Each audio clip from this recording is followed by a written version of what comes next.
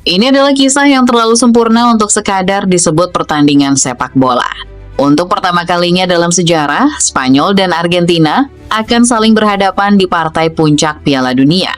Dua tim terbaik sepanjang turnamen akhirnya dipertemukan dalam duel yang telah lama dinantikan banyak pencinta sepak bola dunia. Laga ini sejatinya nyaris terjadi jauh lebih awal, keduanya dijadwalkan bertemu di ajang finalisima. Namun, pertandingan yang seharusnya mempertemukan dua raja benua itu tak pernah benar-benar terlaksana. Kini, takdir justru mempertemukan mereka di panggung yang jauh lebih megah, dengan trofi paling bergengsi di dunia sebagai taruhannya. Namun, di balik perebutan gelar juara dunia, ada cerita lain yang membuat final ini terasa jauh lebih emosional, terutama bagi para pendukung Barcelona. Untuk pertama kalinya, Lionel Messi dan Lamine Yamal akan saling berhadapan di panggung internasional. Final ini bukan sekadar mempertemukan Argentina dan Spanyol, melainkan juga menghadirkan simbol peralihan dua era sepak bola dunia.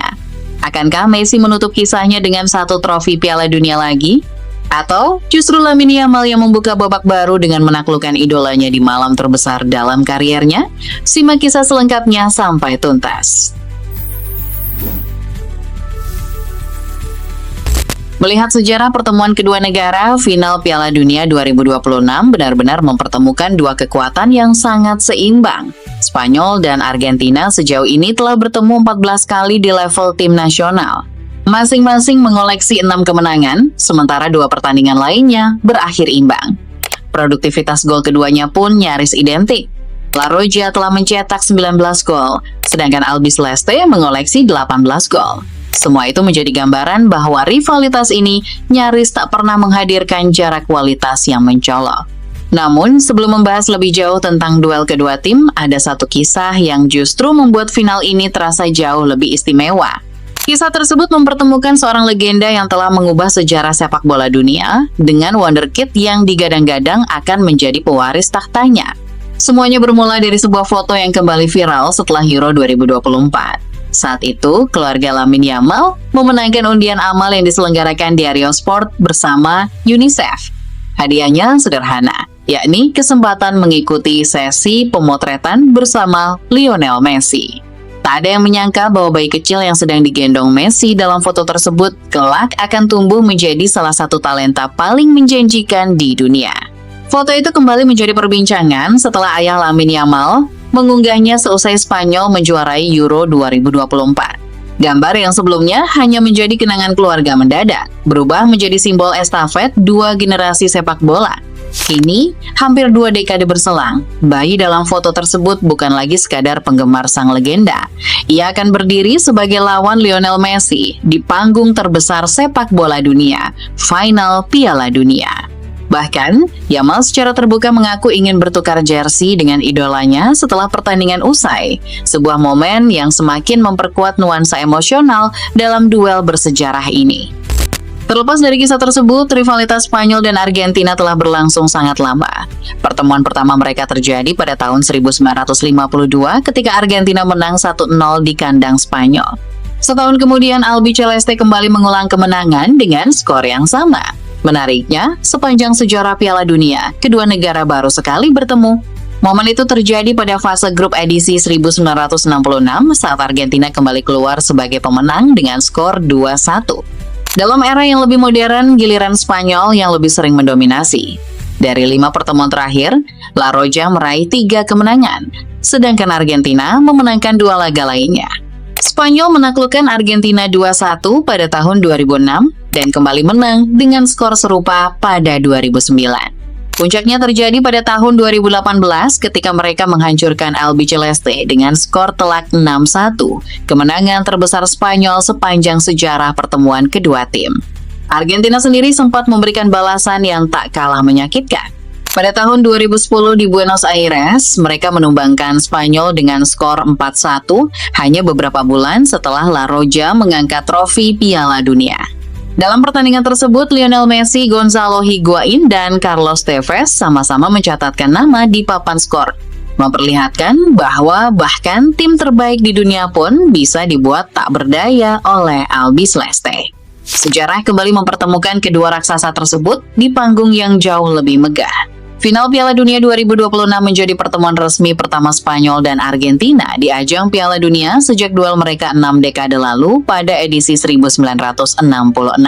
Argentina memiliki kesempatan mempertahankan rekor sempurna mereka atas La Roja di putaran final Piala Dunia. Sebaliknya, Spanyol berpeluang membalas kekalahan bersejarah itu sekaligus unggul dalam rekor pertemuan kedua negara. Dengan sejarah yang begitu panjang, keseimbangan kualitas yang nyaris sempurna, serta hadirnya duel dua generasi antara Lionel Messi dan Lamine Yamal, partai final ini memiliki semua unsur untuk dikenang sebagai salah satu final Piala Dunia paling bersejarah sepanjang masa.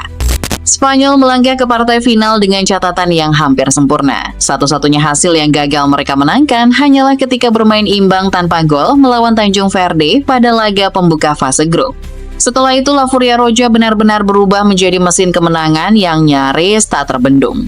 Austria disingkirkan dengan skor telak 3-0 di babak 32 besar. Portugal yang diperkuat Cristiano Ronaldo dipulangkan melalui kemenangan tipis 1-0 pada babak 16 besar. Belgia dikalahkan 2-1 dalam duel perempat final yang sengit. Sebelum akhirnya Prancis, salah satu favorit juara, dipaksa menyerah di semifinal. Lebih impresif lagi, sepanjang perjalanan menuju final, Spanyol hanya kebobolan 1 gol. Catatan tersebut menjadi bukti bahwa mereka bukan hanya atraktif saat menyerang, tetapi juga sangat disiplin ketika bertahan.